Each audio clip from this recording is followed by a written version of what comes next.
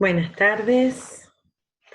Bueno, les he preparado esta vez por Zoom.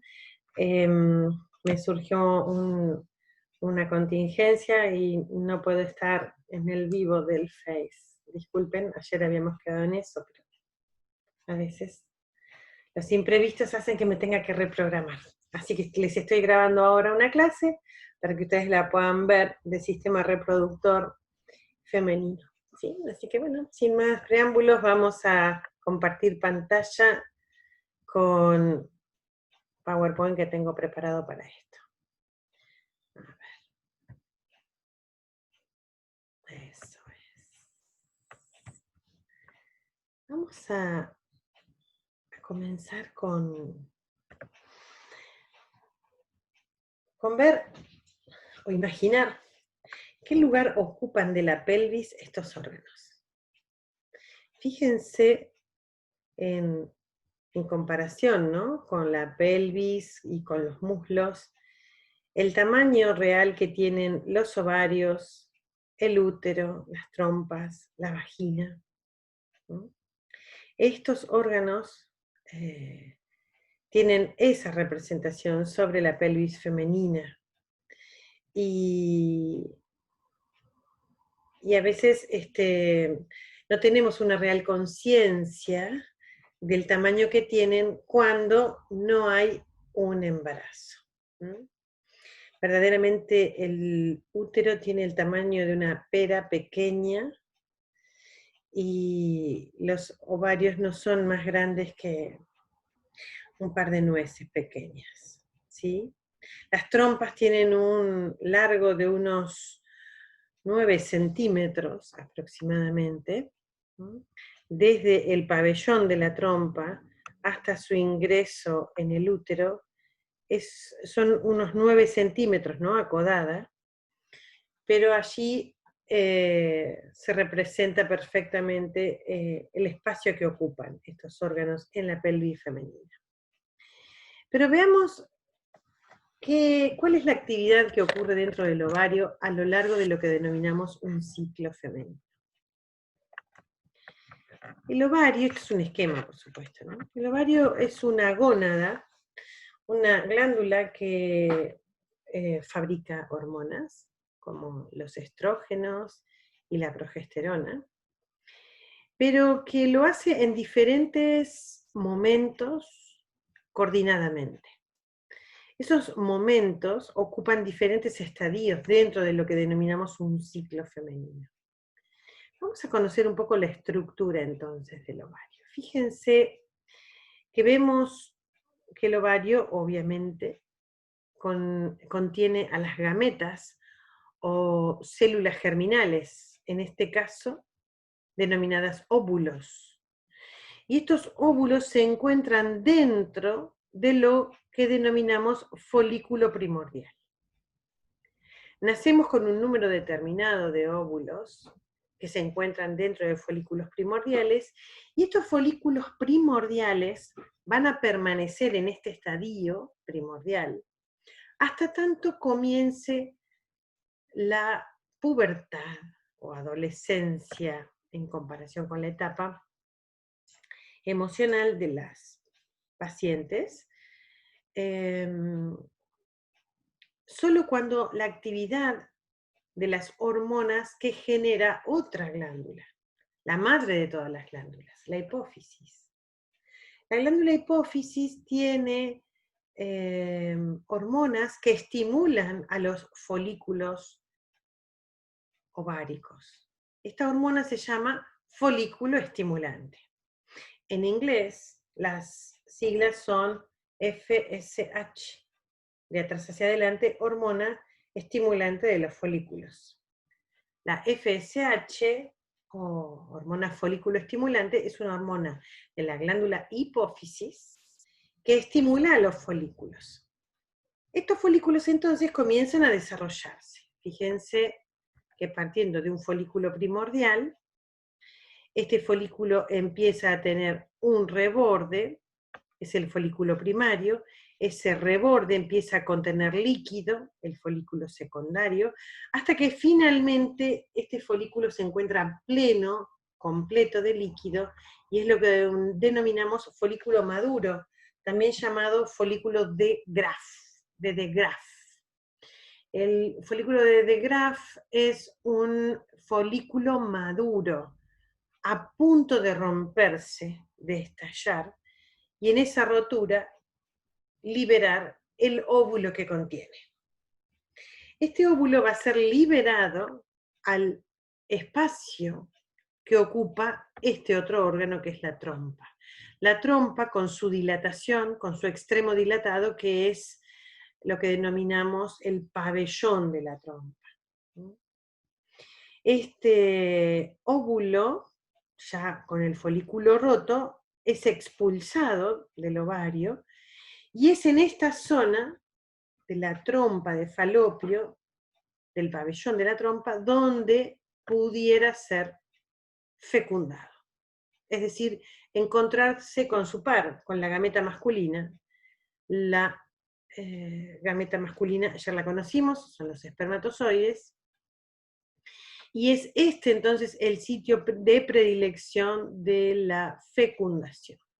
Un óvulo fecundado entonces tiene que recorrer el camino inverso que hicieron los espermatozoides, tiene que recorrer la trompa hasta llegar al útero para anidar en el útero. Es decir, meterse en el interior del endometrio y empezar a tomar los nutrientes del endometrio. Perdón. Antes de seguir con la próxima diapositiva, quiero ver qué otros eventos siguen ocurriendo en el ovario. Fíjense que este folículo, que una vez que se ha roto y liberado el óvulo, proceso que se conoce como ovulación, los restos del folículo ya roto empiezan a tener, el tejido empieza a tener una transformación, a la vista se ve amarillento, y es lo que denominamos el cuerpo lúteo. Este cuerpo lúteo, corpus luteum, está acá en latín, muchas cosas son de latín, el cuerpo lúteo es el que va a fabricar hormona progesterona. La progesterona, como su nombre lo indica, ¿no? Progesta. Lo que busca es mantener y sostener el embarazo en los primeros meses de la gestación, hasta que se forme la placenta definitiva, que es la que va a nutrir al embrión fruto de esta fecundación. Ese embrión, cuando llega, ahora lo vamos a ver, cuando llega al útero tiene que anidar, y en ese proceso de anidación y de tomar sangre de los vasos sanguíneos, comienza a formarse una placenta rudimentaria, pero no es sino hasta el final de tercer mes de gestación en que la placenta va a estar madura. Por lo tanto, los primeros 3 meses de gestación, el cuerpo lúteo se mantiene activo, fabricando progesterona. Y es la progesterona la hormona que genera tantos síntomas y efectos adversos en las mujeres que recién se embarazan. Por ejemplo, la progesterona es responsable de la hipoactividad de los músculos, de las vísceras, de los músculos lisos, ¿sí? Por lo tanto, la mujer embarazada tiene náuseas, por lo tanto, la mujer embarazada tiene dispepsia, pirosis. Dispepsia es molestia en el epigastrio. Pirosis, ¿se acuerdan? Esa sensación de quemazón, de ardor, de que le quema en la región del esófago. Esa es la pirosis. También la mujer embarazada tiene un tránsito intestinal lento, menor al que ya tenía. Por lo tanto, todas estas acciones se le endilgan a la progesterona. Es una hormona, entonces, fabricada por el cuerpo lúteo. ¿Y qué es el cuerpo lúteo? Bueno, los restos de ese folículo roto. Este cuerpo lúteo se va a mantener activo fabricando progesterona hasta que se forme bien la placenta. Pero ¿y si no hubo una fecundación y una anidación? Pues entonces el cuerpo lúteo degenera, se atrofia y se transforma en esto que vemos aquí, que es el cuerpo albicans, corpus albicans o cuerpo albicans.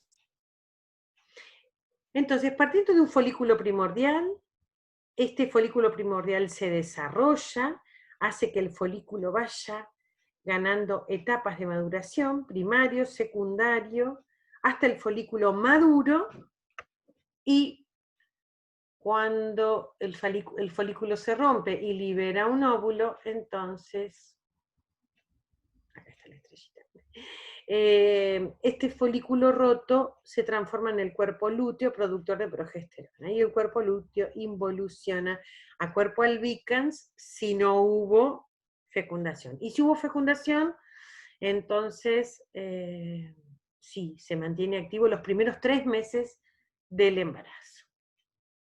Me gustaría que vieran esto en una ecografía, que se puede ver perfectamente. Miren. Se los voy a mostrar acá, a ver si la puedo ampliar y ahora compartir. La estoy compartiendo, pero quiero usar el zoom.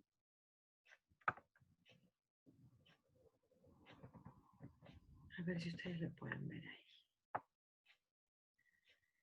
¿Sí? Miren. Este es el ovario izquierdo de la paciente. Lo estoy señalando con la manito, estoy señalando los bordes del ovario. Visto en una vista y en otra vista. Esta es una vista más longitudinal y esta es una vista más sagital. Fíjense en este, el ovario derecho. ¿Sí? Lo estoy demarcando con la manito, les estoy mostrando lo que demarco. Fíjense acá. ¿Qué es lo importante de esto? Más allá de que ya demarqué los bordes del ovario. Fíjense los diferentes folículos y los diferentes tamaños. Este es un folículo de De Graaf. Es un folículo que está a punto de estallar. Fíjense el tamaño del ovario, fíjense el tamaño de los otros folículos. ¿Ven que hay folículos en diferentes tamaños? Este es pequeño, mediano, mediano, acá hay uno mediano, acá uno pequeño, otro no tan pequeño. Sin embargo, hay uno que es un folículo dominante, dice el ecografista. Cuando ustedes leen el informe, dice el folículo dominante, es el folículo de De Graaf, es el folículo del cual va a salir un óvulo inmediatamente. Ese folículo está listo para romperse. Donde se rompe, es expulsado el óvulo hacia la cavidad peritoneal y captado por la trompa de falopio. Y esa trompa que va a conducir luego al óvulo fecundado hacia el útero. Ustedes habrán oído hablar de los embarazos ectópicos. ¿Qué quiere decir ectópico? Fuera de lugar. Bueno, cuando estalla el folículo de De Graaf y el óvulo es expulsado, como yo recién dije, cae en la cavidad peritoneal, pero cae en un lugar donde la trompa no puede llegar y no lo puede captar. Por ejemplo, en el fondo de saco de Douglas. ¿Se acuerdan que ayer lo conocimos? El fondo de saco. Bueno, si cayó ahí, la trompa no lo puede captar para conducirlo hasta el útero, así que se empieza a anidar ahí el óvulo fecundado, con lo que esto conlleva, ¿no? Un sangrado peritoneal, hay que operar a la paciente, hacerle, por supuesto, la extracción de ese embarazo que no puede continuar en ese lugar, y el sangrado, ¿no? Y el riesgo de vida para la paciente, porque se trata de una peritonitis hemorrágica. También hay embarazos ectópicos en la trompa, o también en lugares del útero donde no puede anidar correctamente, como es la entrada de la trompa al útero. Fíjense entonces estas imágenes, qué interesante, ¿no? Muchos folículos de diferentes tamaños, uno más grande, uno más chico, y es porque en el mismo momento conviven folículos en diferentes etapas. Pero solo uno ovula por mes. Solo uno se rompe y libera un óvulo por mes. Inclusive suele ser un mes un ovario, otro mes el otro ovario. Y digo suele, porque en esto verdaderamente hay muchas excepciones, ¿sí? A veces ovulan dos ovarios, los dos ovarios, uno de cada lado, y se forman entonces mellizos. A veces ovula un solo óvulo y es fecundado por un solo espermatozoide, pero esa célula se divide en dos individuos idénticos. Y ahí tenemos a los gemelos idénticos. Bien, pero quería mostrarles esta imagen que es una hermosa foto de de una ecografía ovárica.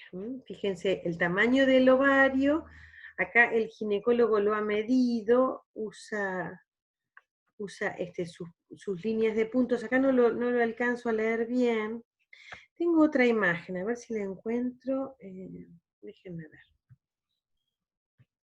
Que las estuve buscando hoy, creo que la dejé en la papelera.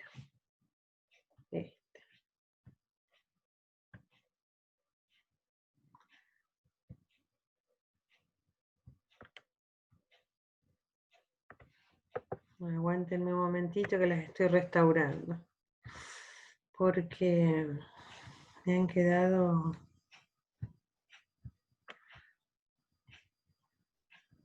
Su función de compartir pantallas está en pausa. ¿Por qué? Porque estoy trabajando acá. Bien. Ya estoy, ¿eh? Un momentín. A ver, imágenes. Ya voy.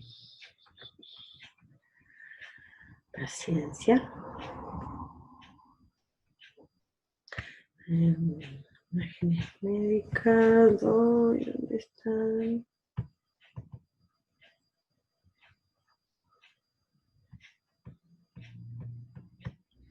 Acá están.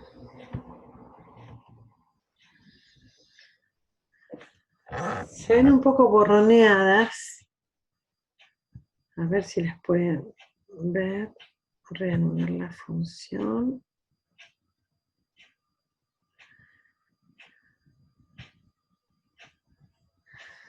Pero yo quería mostrarles esta imagen. Uy, no me la deja ver.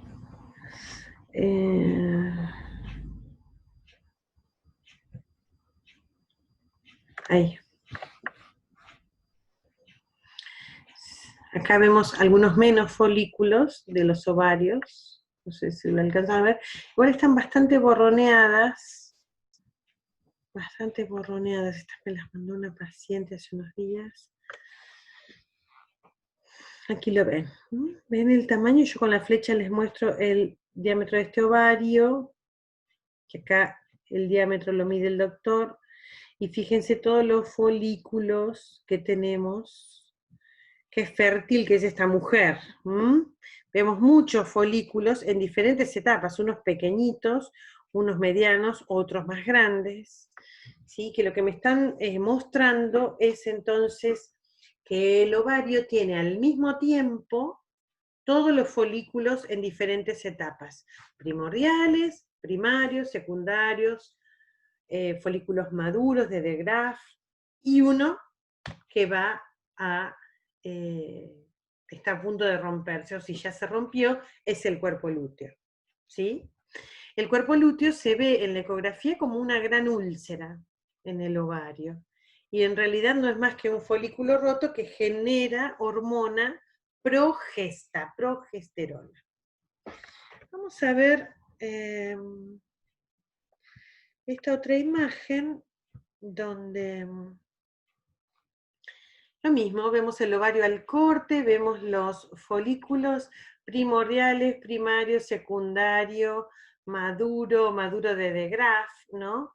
Cuando este folículo se rompe y libera el óvulo. este folículo roto se va a transformar en el cuerpo lúteo o cuerpo amarillo también llamado, y el folículo de Graf aquí ya está señalado. Bien. Ahora, ¿qué pasa si ha habido fecundación? Esa es la otra cuestión. Fíjense, aquí tenemos nuevamente los folículos primordiales, primarios, se van desarrollando primario, secundario, terciario, maduro, folículo de Graf que se rompe, libera un óvulo. Ese folículo roto se amarillea, se transforma en el cuerpo lúteo o cuerpo amarillo por acción y porque tiene que producir la hormona progesterona, y luego involuciona a cuerpo blanco o cuerpo albicans, que es lo mismo. Ahora, si este óvulo se encuentra con un espermatozoide, como figura acá el dibujo, este es el ovocito de segundo orden, y se encuentra con todos los espermatozoides, y acá vemos como uno está atravesando la membrana del óvulo, pues entonces este es el momento donde comienza toda la historia. Este óvulo fecundado va a continuar su camino, como les dije, por la trompa hacia el útero. Y tiene que hacer este recorrido por lo menos en una semana. Aquí vemos que más allá de transportarse, el óvulo fecundado empieza a subdividirse, ¿no? Este cigoto, o huevo cigoto, empieza a tener divisiones en 2 células, en 4 células, 8 células, 16, y así vamos. Les llamamos etapa de la mórula, pensando en una mora, ¿vieron? Que en la mora se ven todas las partes de la fruta. Bueno, así parece este óvulo fecundado que se está desarrollando para llegar al útero. Aquí dice al 5.º día, llegará acá al 6.º, 7.º día, hasta el día 10 aproximadamente, para anidar.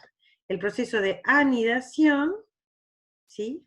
Aquí dice que ocurre a los 6 días, en promedio, una semana, y ocurre en el interior del endometrio. Esta capa regenerativa que tiene la capacidad de desarrollarse y desprenderse así todos los meses, es el que se va a encargar de nutrir a esta blástula, a este óvulo fecundado, que ha llegado al útero ya después de 6 días de ocurrida la fecundación y que necesita anidar. Anidar y empezar a nutrirse, ¿no?, de la sangre que el endometrio ha preparado. Ahora, cuando el endometrio no recibe ninguna anidación, no hubo posibilidades de fecundación, entonces ese endometrio envejece y se desprende. Esa es la menstruación. ¿Sí? La menstruación entonces ocurre como fruto de una fecundación que no existió. Por eso me gustaba mostrarles esta imagen. Y ahí estamos. Pero no quiero que nos perdamos de ver esta imagen con la que vamos a trabajar ahora en esta parte de la clase. Vamos a verla. Mírenla ustedes de cerca mientras voy a cerrar la ventana del consultorio. Fíjense esta imagen, por favor, mírenla de cerca. Yo la tengo en inglés, pero ustedes la tienen en el libro. Ustedes la tienen en el libro y quiero ayudarlos a que entiendan esta imagen.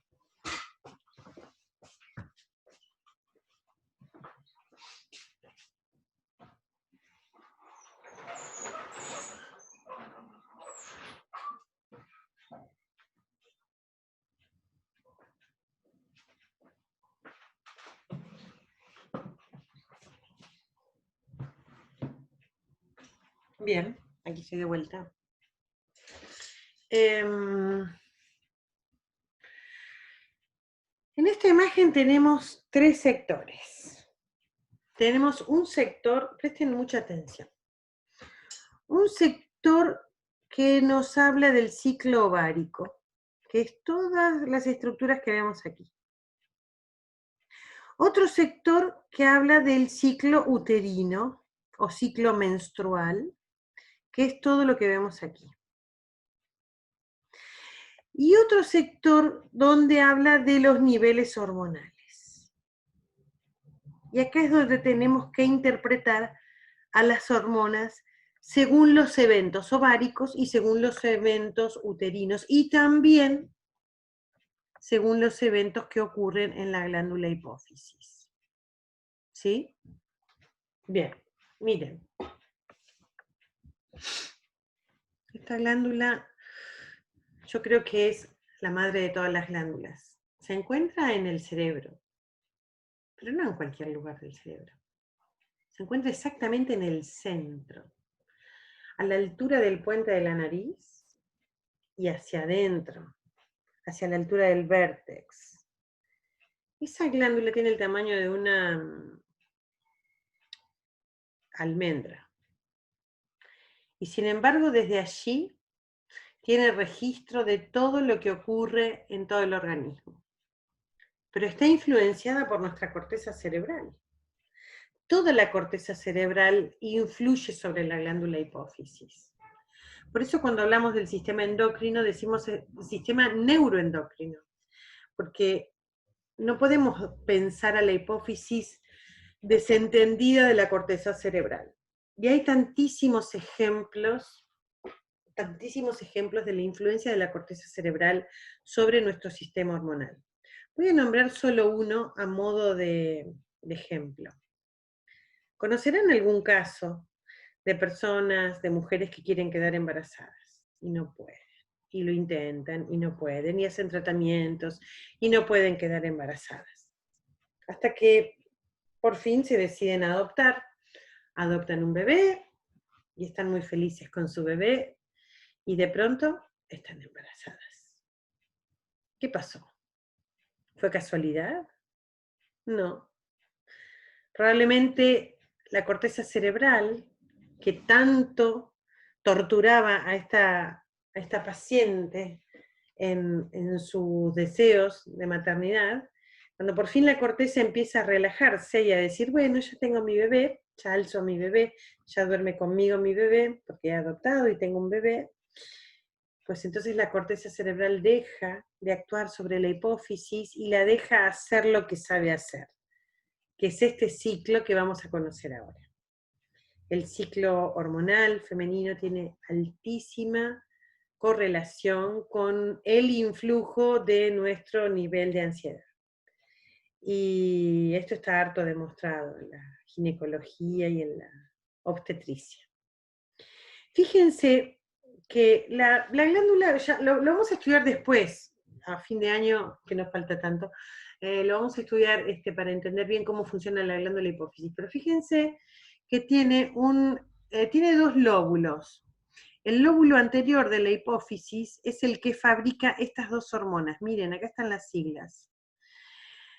Hormona folículo estimulante, FSH, y hormona luteinizante, LH, ¿sí? Hormona luteinizante y folículo estimulante. Estas 2 hormonas son segregadas por la glándula hipófisis, por el lóbulo anterior de la glándula hipófisis. Acá dice pituitaria porque es un sinónimo. La glándula pituitaria o glándula hipófisis son sinónimos.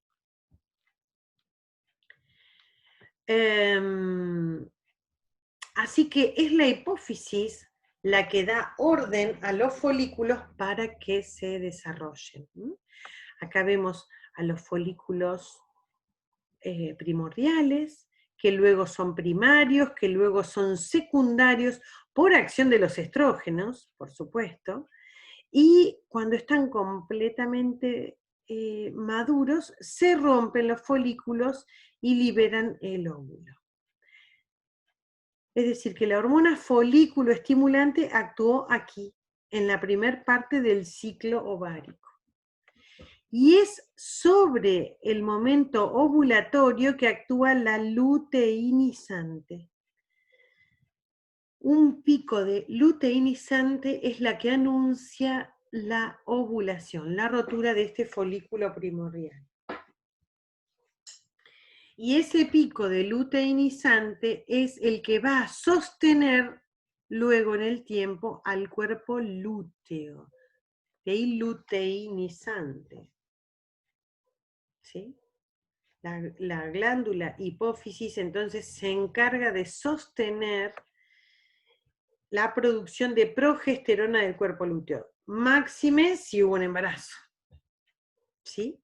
En cambio, si no hubo embarazo, bueno, el cuerpo lúteo involuciona y se transforma en el cuerpo albicans, o cuerpo blanco. Fíjense lo que hacen estas hormonas a nivel uterino. En los primeros días del ciclo, lo mismo que acá, todo esto está correlacionado, por eso está dibujado de esta forma. En los primeros días del ciclo menstrual, del ciclo femenino, perdón, ocurre la menstruación. ¿Sí? De 1 a 5 días es lo normal, siendo los primeros 2 o 3 días los más intensos, de desprendimiento del endometrio, dijimos, ¿verdad? Se desprende el endometrio envejecido, no hubo nidación, por lo tanto, ocurre la menstruación. Y esa menstruación deja a la capa basal del endometrio lista para empezar a desarrollarse. A lo largo de los días, fíjense los días, se va desarrollando, hacia el día 14 ya tiene la mitad del desarrollo hecho, pero sigue desarrollándose, fíjense que se desarrollan venas y arterias, ¿sí?, en el interior del endometrio. Fíjense la cantidad de venas y de arterias bien tortuosas que hay dentro de este... dejé de compartir, reanudar ahí. Ay, perdón, hice una macana, no sé qué toqué.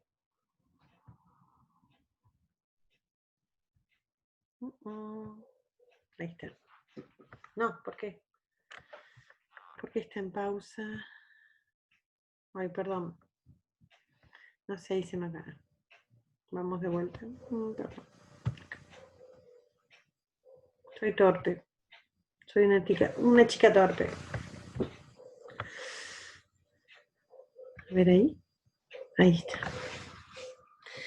Bueno, entonces, como les decía, estas arteriolas y vénulas se están desarrollando, y fíjense, alrededor del día 23, 24, el desarrollo del endometrio es muy importante, ¿no? Partiendo de lo que era el principio del ciclo, el final de la menstruación, fíjense todo lo que se ha desarrollado, engrosado, lleno de vasos sanguíneos, porque aquí es donde tiene que llegar el óvulo fecundado.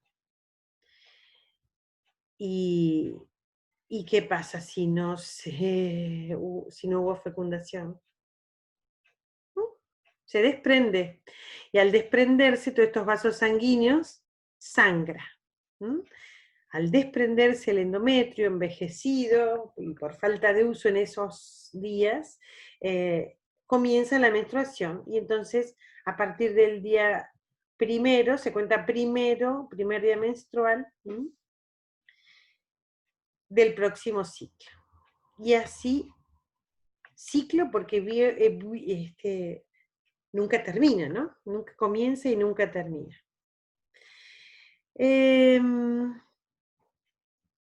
Yo tenía ganas de que se viera, a ver el anterior, si lo puedo hacer, que se vean las hormonas, pero creo que lo podemos ver acá mejor, acá.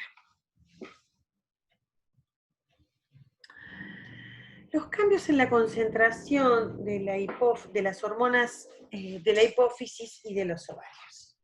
Fíjense, la folículo estimulante a lo largo del ciclo. Ay, ¿dónde está la flechita? Acá. Es el azul a lo largo del ciclo. Llega a ser un pico en el momento alrededor del día 14. Lo mismo la luteinizante. Sobre todo la luteinizante es la que más hace ovular. Se mantiene alta alrededor del día 14 para que el folículo de Graf pueda romperse. Mientras tanto, han estado actuando los estrógenos, hormonas que generan los ovarios, que actúan no solamente en el sistema genital femenino, sino en todas las características fenotípicas de la mujer, ¿verdad?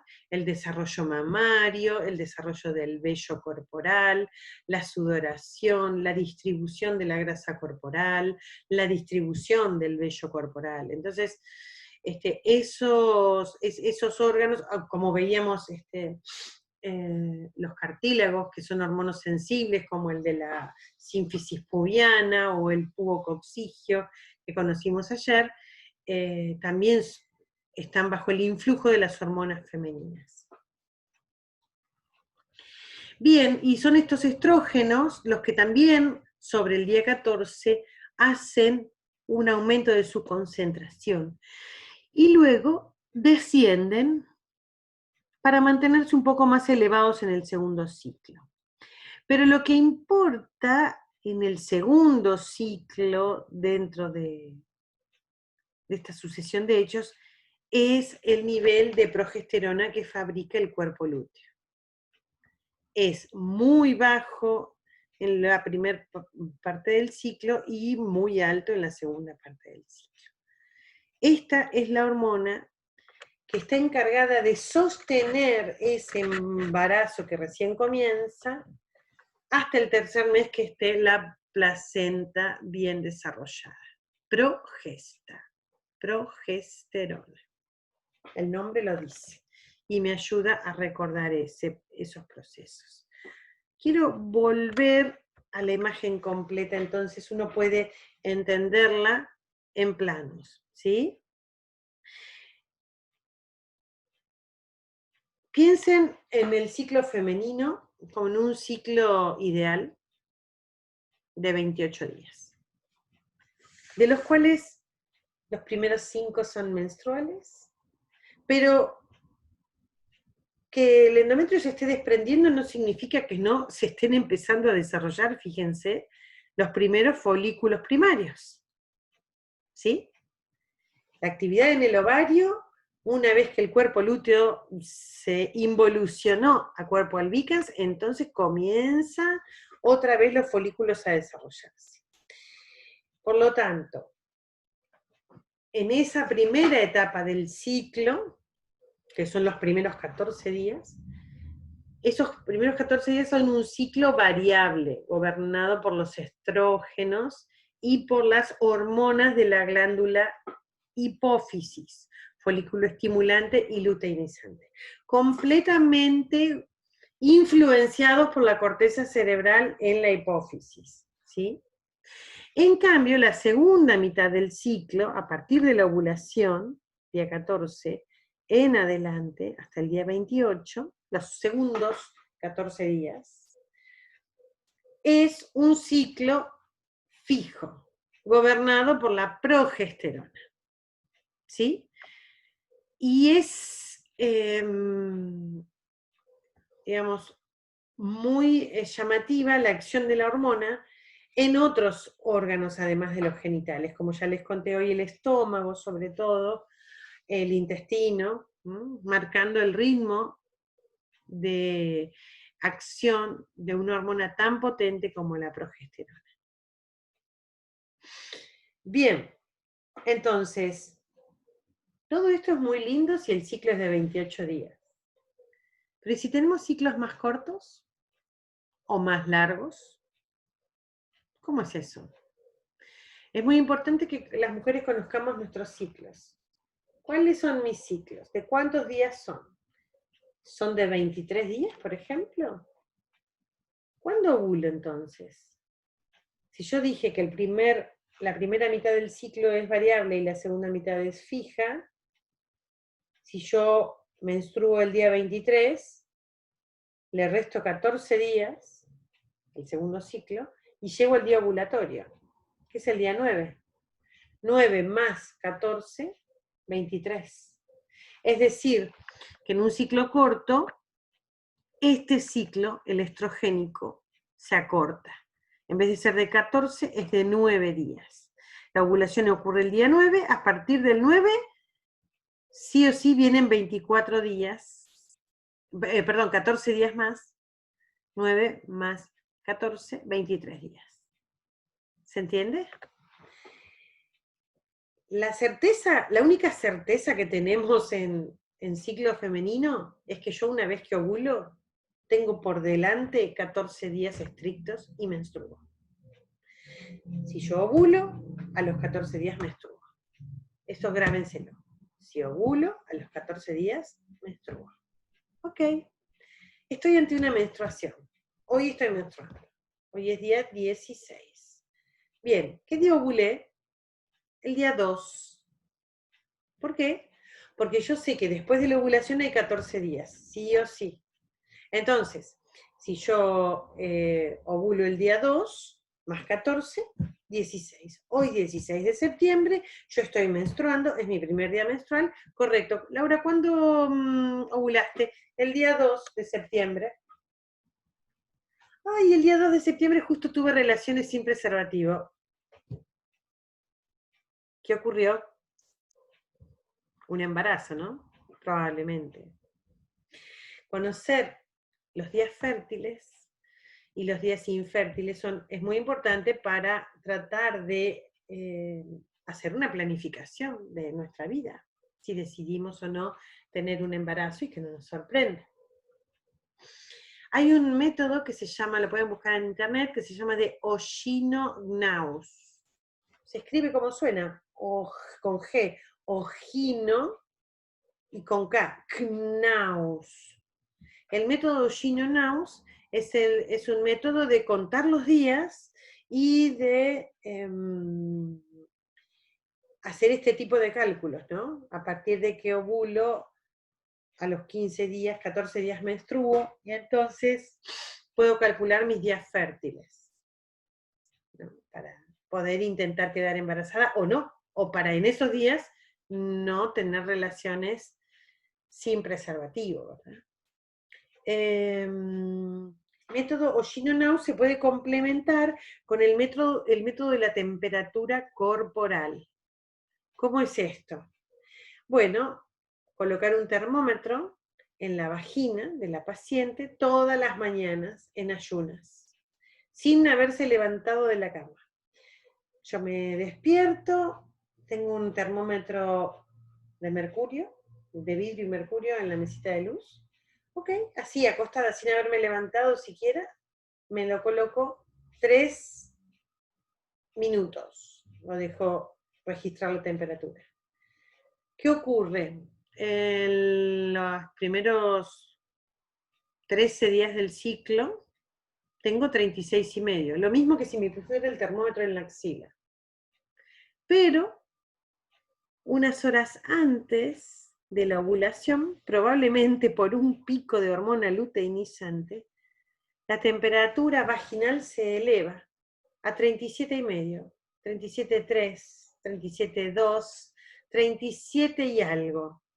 Y me tomo la axila y tengo 36,5, pero vaginal tengo 37, 37,5. Ese es un signo de elevación de la luteinizante. Probablemente en las próximas horas estoy ovulando. Y digo las próximas, ahí nomás, ¿eh?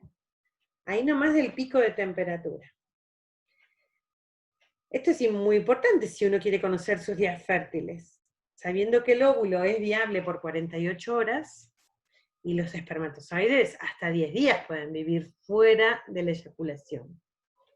Así que, bueno, puedo calcular entonces si yo quiero evitar o quiero fabricar un embarazo, puedo conocer mejor los días de mi ciclo. Y una cosa más, ya que estamos hablando de anticoncepción y ciclos, el cuello del útero siempre está cerrado con un tapón mucoso.